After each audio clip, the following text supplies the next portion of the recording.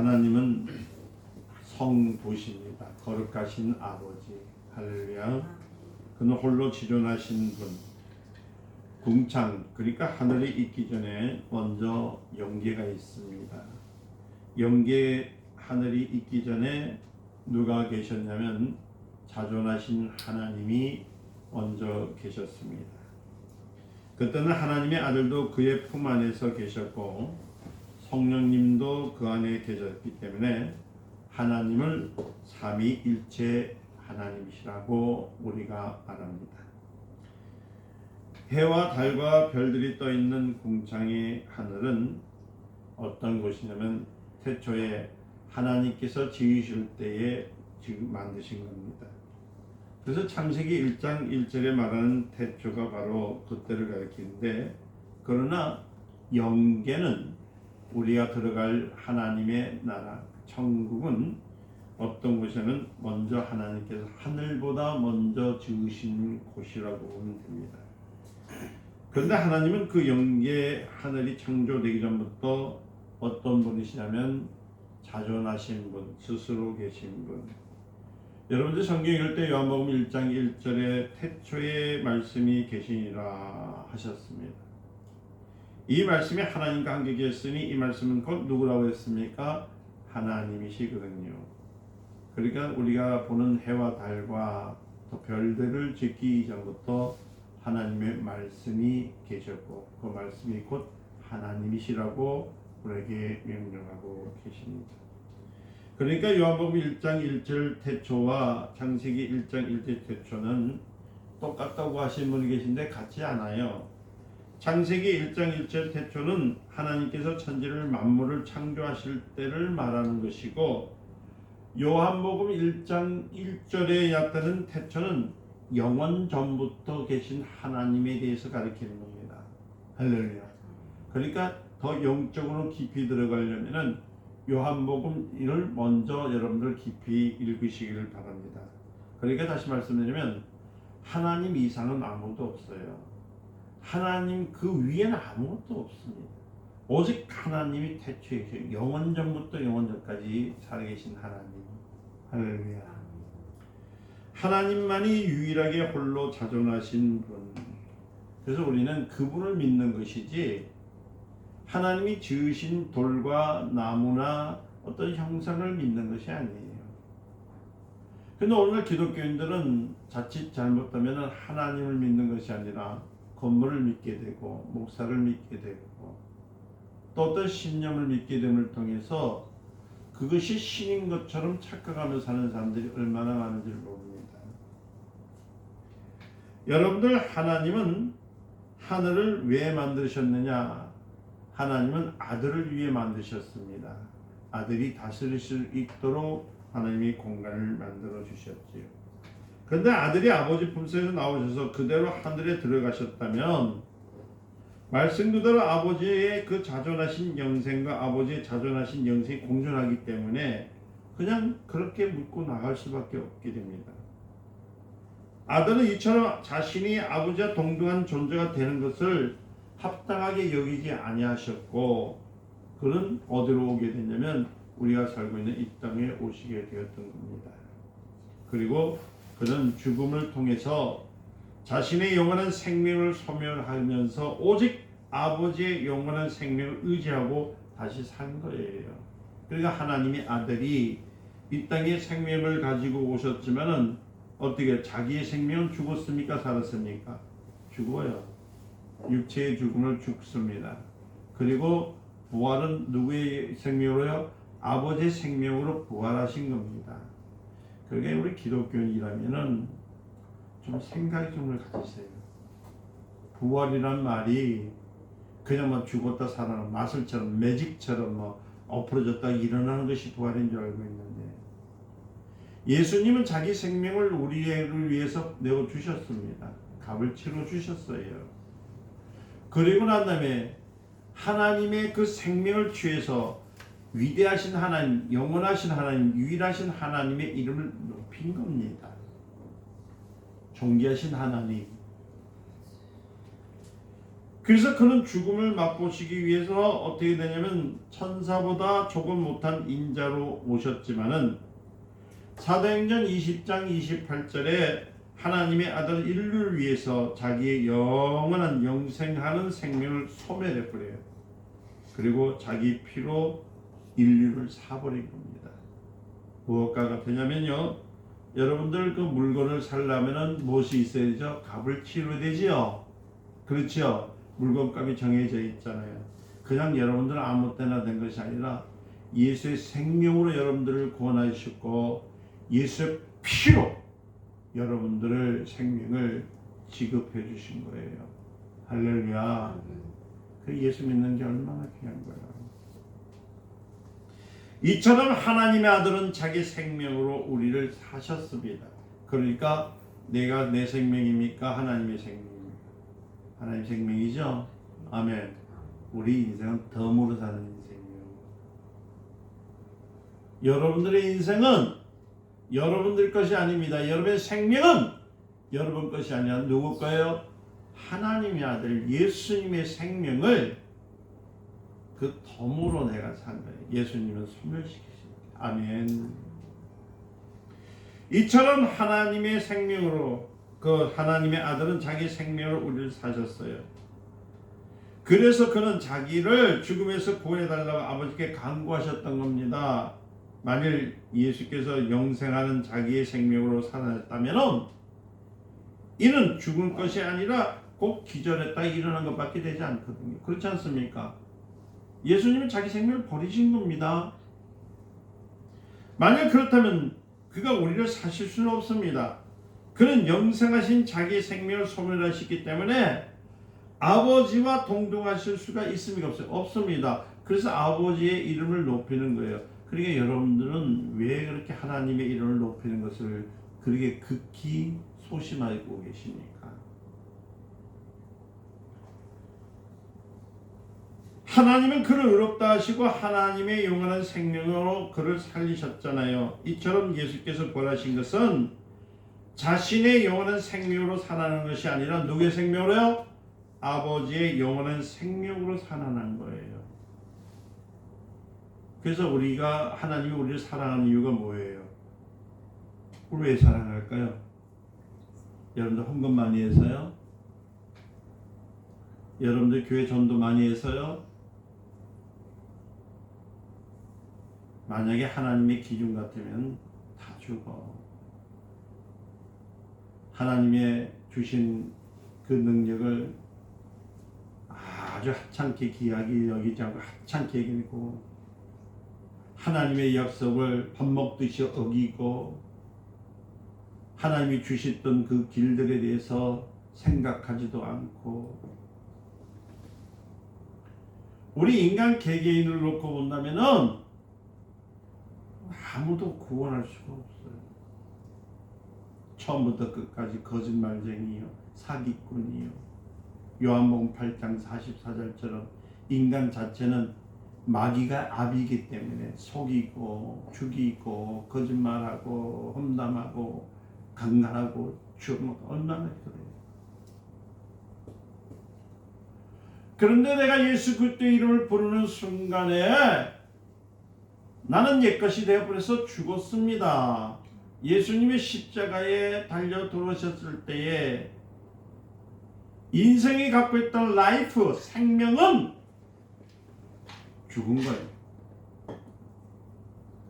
하나님의 생명이 나한테 들어왔습니다. 아멘. 하나님의 생명이 있으니까 하나님이 그 아들의 피가 아들의 생명이 있기 때문에 우리를 아들 삼아 주신 겁니다. 자녀 삼아 주신 겁니다. 그래서 성경을 읽으면은 뭐라고 얘기하냐면 부활하신 예수님에 대해서 예수님이 스스로 나셨다, 스스로 살아나셨다 하지 아니하고 뭐라고 하냐면 하나님이 예수를 살리셨다. 죽으신 예수님을 부활하신 분은 누구시라고요? 부활케 하신 분은 하나님이 생명을 주신 겁니다. 그래서 주님이 뭐라고 하셨냐면 네가 내 안에 내 말이 너 안에. 이 말은 뭐예요? 네가 내 생명을 가졌다면 할렐루야, 너는 하나님의 생명이 있는 자다.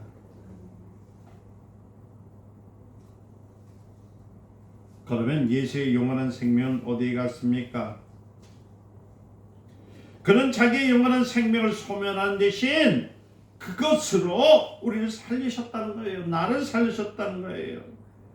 그러니까 우리도 예수 안에서 아버지의 영원한 생명, 즉 영생을 얻어서 그리스도께서 영생하신 것처럼 영생을 얻게 된 자입니다. 아멘. 그래, 여러분들 영생을 얻은 사람들이에요.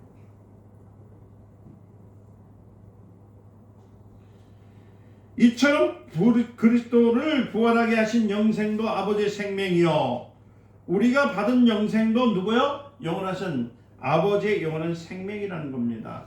그러니까 우리 하나님을 아바, 아버지라고 정정당당하게 부르는 겁니다. 오늘 많은 사람들이 하나님을 아버지라고 부르면서 자기가 상속자라는 사실에 대해서 확신을 갖지 못해요. 그래서 한동안 교회 나와서 종교 생활을 하다가 결국에는 타락하는 사람들이 얼마나 많은지 모릅니다. 왜냐하면 상속이라는 자체를 잊어먹고 삽니다. 예수님께서 하나님의 아들로서 하늘을 상속받으신 것처럼 여러분들 우리도요, 하나님의 자녀로서 하늘을 상속받았습니다. 아멘. 그러니까 우리가 받은 권리와 복이 얼마나 큽니까?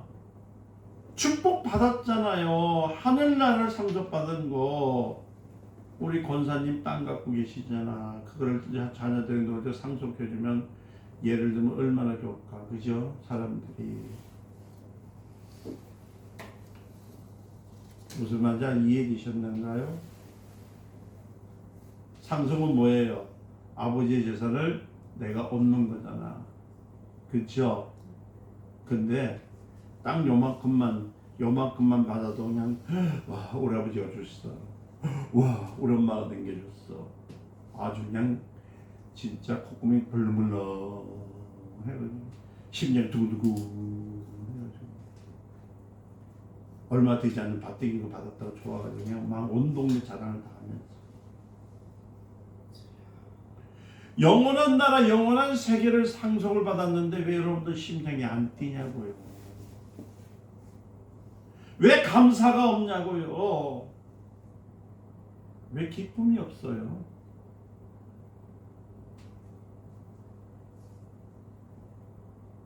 우리에게 가장 중요한 것이 뭐예요? 영생입니다. 영원한 생명, 할렐루야. 근데 영원한 생명에 살 곳은 어디라고요?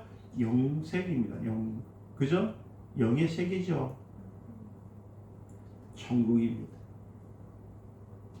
요한복음 17장 3절에 유일하신 하나님과 그가 보내신 예수 그리스도를 아는 것이 뭐라고요?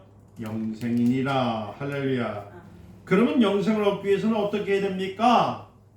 그냥 영생 얻습니까? 그냥 가만히 있는데 영생을 얻어요? 아니라는 거예요. 예수님께서는 너희가 진리를 알지니 진리가 너희를 자유케 하리라. 요한복음 8장 32절에 말씀을 하신 것처럼 진리는 무엇이냐면은 바로 하나님의 말씀이에요. 영원한 것, 영생이라는 뜻입니다. 진리를 알지니 진리가 너희를 자유케 할 때 이 자유라는 것은 프리덤이란 말인데 여기서 나왔던 자유는요, 그 이상의 것을 가리켜 뭐냐면 상속받았다는 뜻입니다. 왕을 상속받은 것, 왕권을 상속받은 것. 아멘. 다스릴 수 있는 권한, 권세가 있다는 거예요. 그래서 예수님께서는 하나님 아버지 앞에서는 이렇게 말씀합니다. 요한복음 17장 17절에 무슨 말씀이면 아버지의 말씀은 진리이다. 할렐루야. 오늘 조금 이 말씀을 좀 잘 들으셔야 돼요. 많은 분들이 성경을 좀 열독했다, 백독했다 자랑들하고 많이 읽었다고 막 자랑하는데 읽어서 읽는 건 소설책 읽는 거나 만화책 읽는 거랑 똑같아요. 물론 안 읽는 사람보다는 좀 낫죠.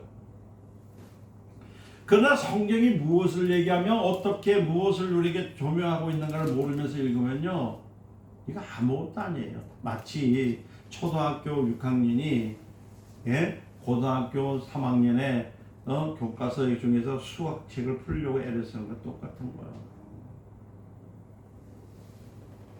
그러나 그 초등학생이 고등학생의 책을요 볼 수는 있습니다. 그 보죠. 그러나 뭔지 몰라요. 그냥 한번 10번 읽었다 100번. 근데 머리에 들어오느냐? 모르는데요. 이와 똑같이 되는. 그래서 요한복음 17장 17절에 뭐라면 하나님 말씀이 진리니라 영생이니라. 그러니까 말씀은 뭐냐면 진리란 말입니다. 진리는 뭐예요? 영생이란 말입니다. 우리 영생을 얻는 길이라는 거예요. 그러니까 하나님의 말씀을 읽을 때에 한자 한자를 읽을 때 그 말씀이 하나님의 말씀 진리란 말씀으로 내 영 앞에 갖다 주면요 그 영의 생명으로서 나를 자라게 하고 할렐루야 천국의 소망을 싹을 튀게 하는 하나님의 놀라운 은혜가 있다는 겁니다.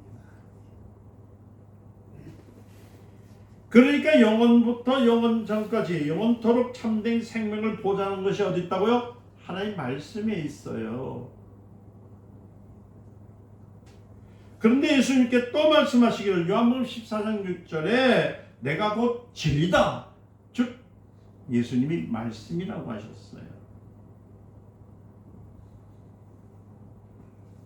아버지의 말씀이 진리라고 말씀하신 이유는 또 내가 곧 진리라고 말씀하신 것은 무슨 의미냐? 우리가 지금 대하고 있는 하나님의 말씀은 그냥 소설책이나 어떤 에세이처럼 사람의 마음을 감동시키는 그런 책, 그 다음에 역사를 하는 역사책이 아니라 이 말씀을 전하신 하나님의 말씀이 어제나 오늘이나 동일하게 나의 살아계신 하나님의 손을 붙들 수 있는 기회가 하나님의 말씀이라는 거예요. 그래서 여러분들 설교가 뭘까요? 오늘 강대상에서 제가 말씀을 증거하는 것은 그냥 소설책 읽듯이 그 말씀을 증거하는 것이 아닙니다. 하나님의 생명의 말씀을 먼저 하나님의 생명의 말씀이 이 마음을 통해서 그것이 간증되어서 여러분들에게 증거할 때 그것을 여러분 이영근 목사가 전하는 설교다 이렇게 되면은 그 은혜 받는 자리가 아니야. 여기 있는 이영근 목사가 지금 전하는 것을 때 나의 입술, 나의 생각, 나의 모든 것들은요 이미 뭐와 같냐면 지금 울려 퍼진 스피커와 같아요. 저는 아무것도 아닙니다. 그러나 하나님께서 주신 것을 내 말을 받아가지고 내 입으로 나올 때에 그것을 여러분들이 하나님 말씀을 들었을 때가 은혜고 능력이고 그것이 축복입니다.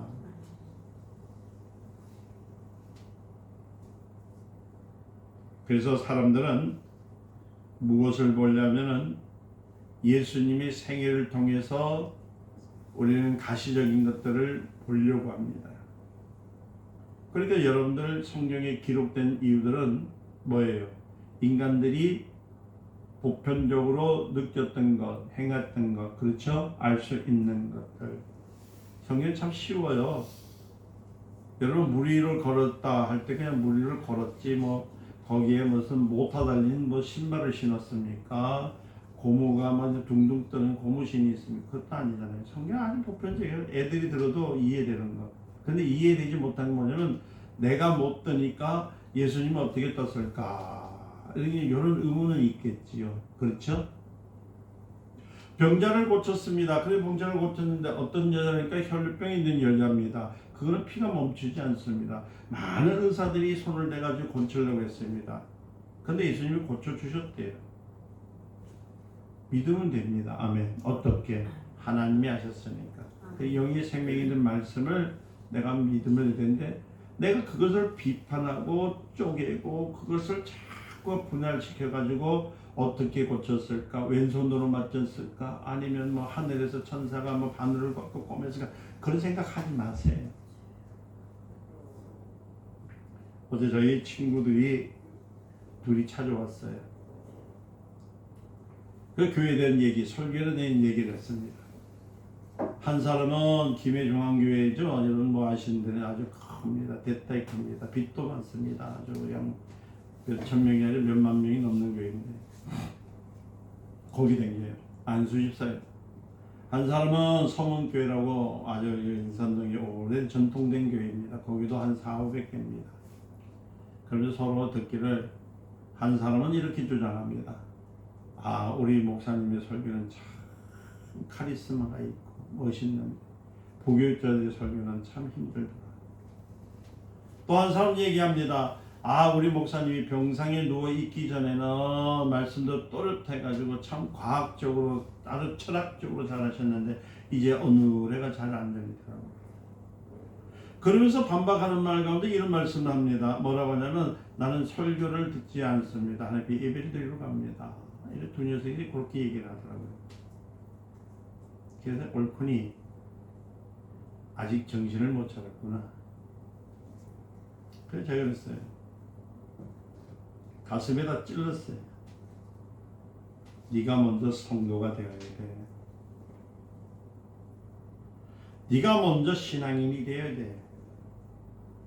목회자가 어떤 말씀을 증거하든 어떤 일이든 간에 네가 신자가 되지 아니하면, 즉 하나님 말씀을 영의 생명으로 듣지 아니하면 평생 돈을 투덜투덜거리다가 너 딴 데로 간다.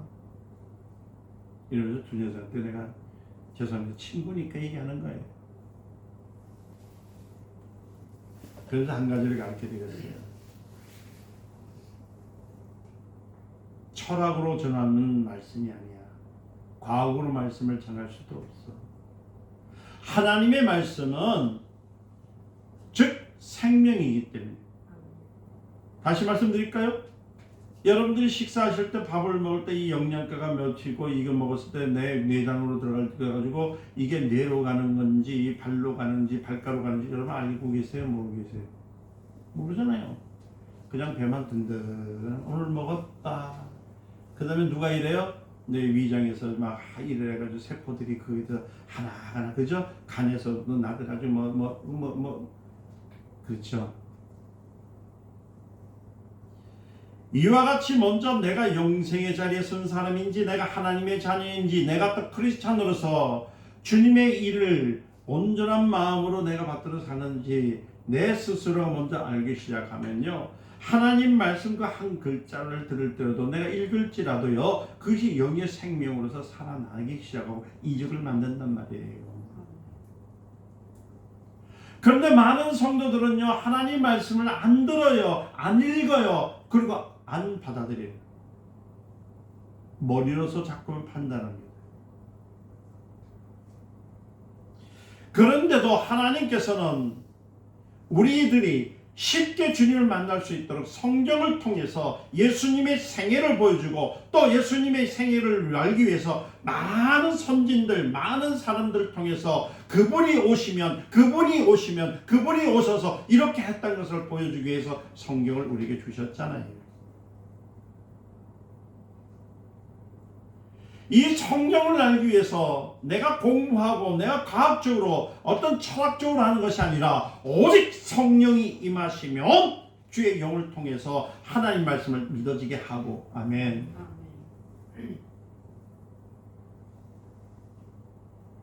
여러분들이 예수님 한 번이라도 만나보셨습니까? 어떤 분들은 자주 만난대요. 예수님께서 그냥 면류관 쓰신 모습을 참 나도 손으로 만져주시고, 야, 그런 분 참 부러워. 나는 정말.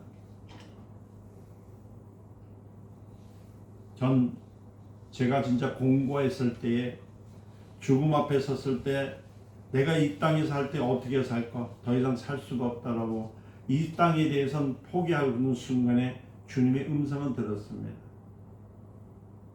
근데 보진 못했어요. 그때 그 음성은 뭐냐면 네가 아는 예수가 있지 않느냐.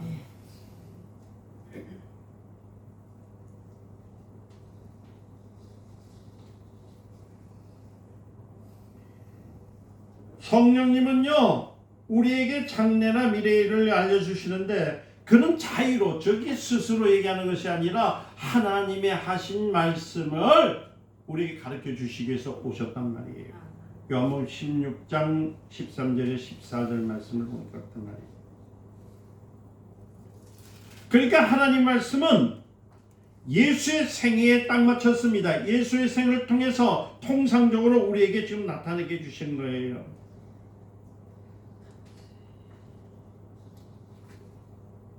오늘 25절과 26절에 뭐라고 했습니까? 내가 아직 너희와 함께 있어서 이 말을 너희에게 하였거니와. 그 다음에 뭐라고요? 보혜사 곧 아버지께서 내 이름으로 보내신 누구요? 성령.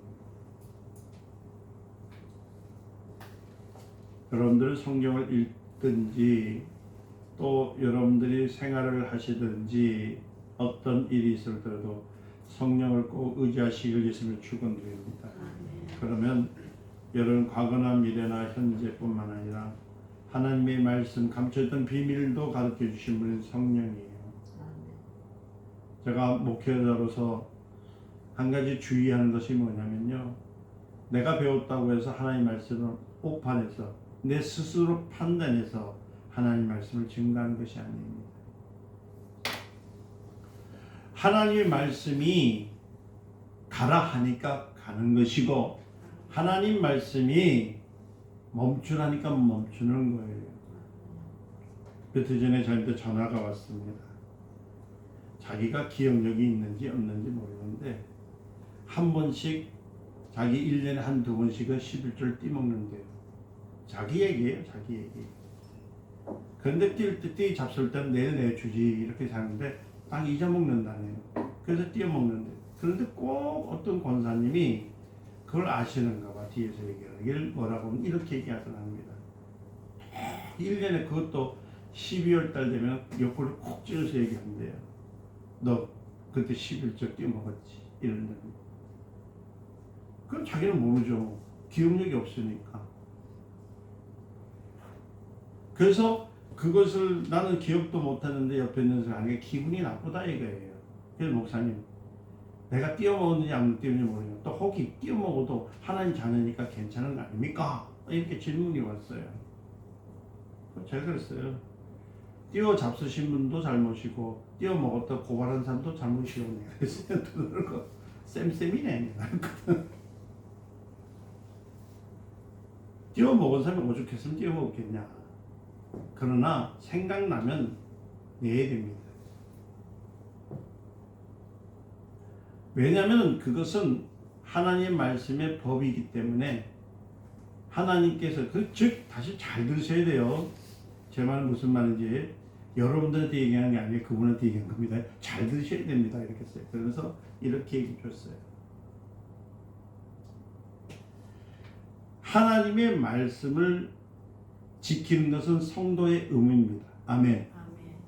맞죠? 아멘. 말씀에서 분명히 하나님께서는 10분의 1에 대한 얘기를 하셨습니다.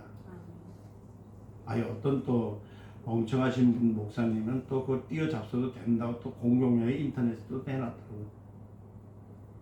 성경엔 그런 말 없어요. 성경엔 분명히 예수님께서 율법을 더하는 것이 복음이라고 했습니다. 할렐루야. 그거는 해야 될 일이기 때문에 이제 그거 하지 말라는 것이 아니야. 그러면서 이분이 글이 나와서 제가 이런 말을 했어요. 보시오. 하나님께서 그 11조를 띄어잡섰다고 해서 당신을 치고 당신의 가정을 사업을 망하게 하고 당신을 어렵게 하는 것이 아니라 하나님과 당신 사이에 중간에 껴있는 누가 있어요? 사단이 있거든요. 욥기서를 본 것처럼 사단이 그것을 빌미로 해서 여러분들 가정에다 당신 가정에 시험을 주기 때문에 지켜내라고 한 것이지 없는 사람은 어떡할 거 아니에요. 그렇잖아요. 그래서 또 그 시험에서 이겨낼 수 있는 방법은 내가 지킬 때에 사단은 떠납니다. 그 내가 말한 겁니까? 성령이 말한 겁니까? 욥기서에 있어요. 그래서 내가 위로를 해줬어요. 지금까지 많이 잡섰으니까 배가 든든하시죠? 그러면 지금부터 살짝 다이어트 하신다 생각하시고 한꺼번에 내지 마시고 거기에 만큼 조금씩 더 보태서 내세요. 그래서 사단으로 하여금 시험에 빠지지 않도록 하시는 것이 맞습니다. 그리고 매일 12월 달마다 목사님도 아니신 분이 자꾸 회개 감사하시는 그 권사님에 대해서는 그냥 이렇게 생각하세요. 그냥 측은하게 생각하시고, 얼마나 교회를 많이 사랑하는지 나도 사랑하시는 분이구나, 이러면서 전화전화를 끊었던 겁니다. 자, 하나님의 관심은, 잘 들으세요.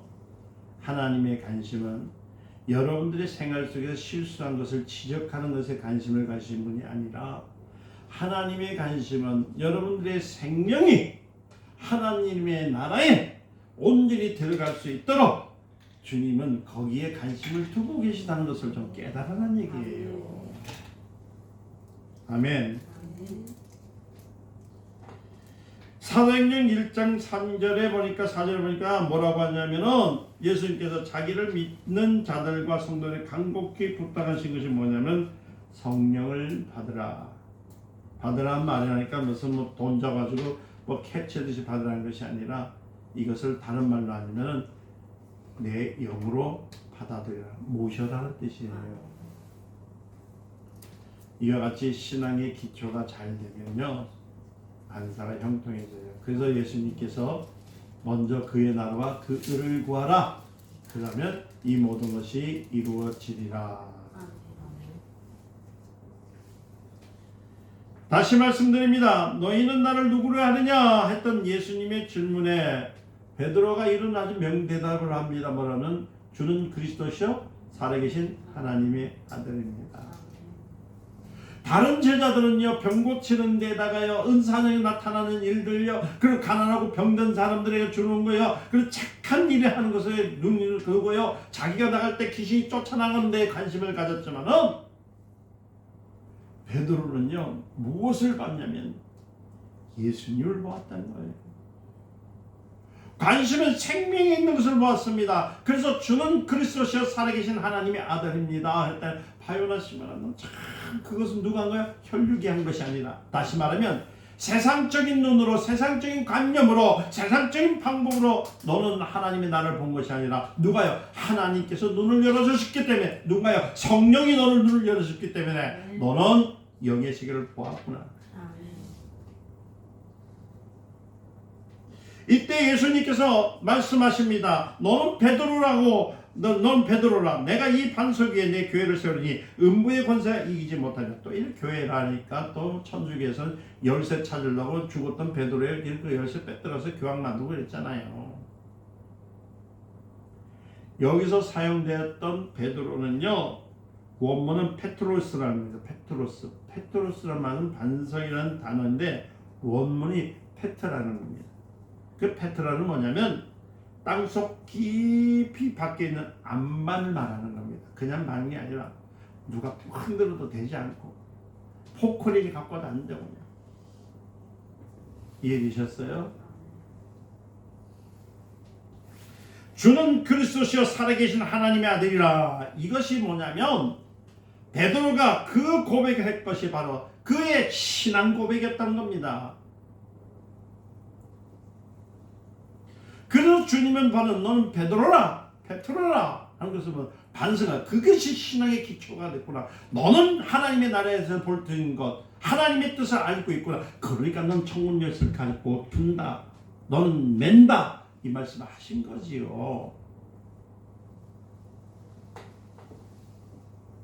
오늘날의 사람들은요, 그리스도인들은 기초가 없어가지고요, 교회 사랑하면서도 목적 좀처럼 순종하라면 순종하지도 않고, 그냥 교회 와서 앉아 있는 것으로 아주 힘을 얻는 것으로 있는데, 그러면 안 돼요. 그러면 타락해 버립니다. 여러분, 신천지에 왜 사람들이 많이 가는 줄 아세요? 신앙의 기초가 없기 때문에.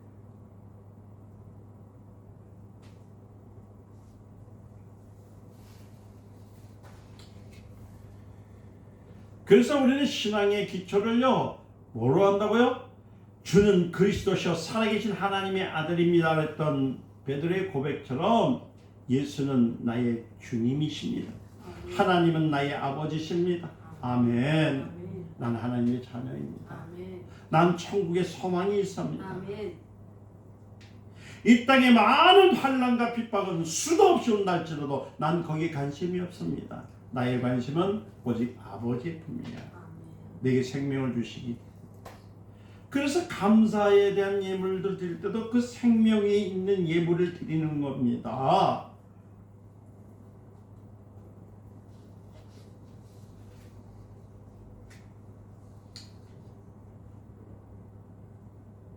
성령이 임하시면 너희가 곧 권능을 받고. 할렐루야. 누굽니까? 하나님의 일꾼이 오지요. 근데 하나님의 일꾼은요, 그냥 뭐 여러분들이 집 달라 차 달라 해서만 그것만 하는 것이 아니고요, 성령이 임할 때, 그 권능이 임할 때는 하나님께서 지혜의 영이 함께 오게 합니다. 할렐루야. 여기 이 말씀만 하고 말씀을 마치려고 그래요. 잘 들어보세요. 자꾸 부적부적하지 마시고 저를 적어도 보세요. 저를 보세요. 저를. 여러분들이 부부싸움하는 것도 지혜가 없어서 그런 겁니다. 여러분들이 그 사업체에서, 그러니까 여러분들 직장에서 위에 상사로부터 많이 닥달을 당하고 또 밑에서 많은 사람이 일을 못하는 것도 지혜가 없어서 그래요. 사업하는 분들도요, 여러분들 그 왜 사업이 안 되는 줄 아세요? 지혜가 없어서 그래요. 자꾸 제가 말씀을 덧입혀 드립니다. 뭐 하늘에 어떤 분들 그랬잖아요. 뭐 이 사람 때문에 저 사람 때문에. 그 지혜가 없어서 그래요. 즉 성령이 나와 함께 하신다는 사실을 깨닫지 못했기 때문에 사업이 안 된다. 저 사람이 나를 괴롭힌다. 저가 나 힘들게 한다. 나 아프게 한다. 이러는 것이지, 성령이 임하시면 여러분들이 구하고 항구하는 게 아니라 성령이 나와 함께 하시면 하나님의 일곱 영이 함께 하시는데, 그때 지혜의 영도 오고 명철의 영도 오고, 아멘, 권능이 있는 영도 함께 오기 때문에 여러분들은 그 믿음을 통해서 선포만 하게 되면 모든 것이 그 제자리에서 다 잘 되어진단 말입니다. 그런데 그렇게 말씀을 하도 왜 못하냐면, 여러분 뭐가 없기 때문에? 기초가 없기 때문에. 성령에 대한 기초가 없기 때문에.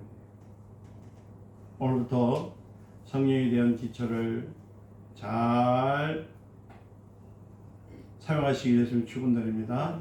따라서 하세요. 성령이여 임하시고 다스려 주시옵소서. 그 자꾸 만지지 마시고. 성령이여, 따라서 성령이여 내 가정에 임하시고 다스려 주시옵소서. 성령이여 내 남편에게 임하시고. 내 남편이라니까 그냥 큰 소리가 더 많이 나지. 다스려 주시옵소서. 성령이여 내 아내에게 임하시고 다스려 주시옵소서. 성령이여 내 사업터 위에 임하시고 다스려 주시옵소서. 왜 자꾸 다른 것 보십니까? 예수님을 따라다녔던 12제자 중에서 주는 그리스도시요 살아계신 하나님의 아들이라고 말했던 베드로의 고백은 무엇이 있기 때문에요? 신앙의 기초가 있기 때문에.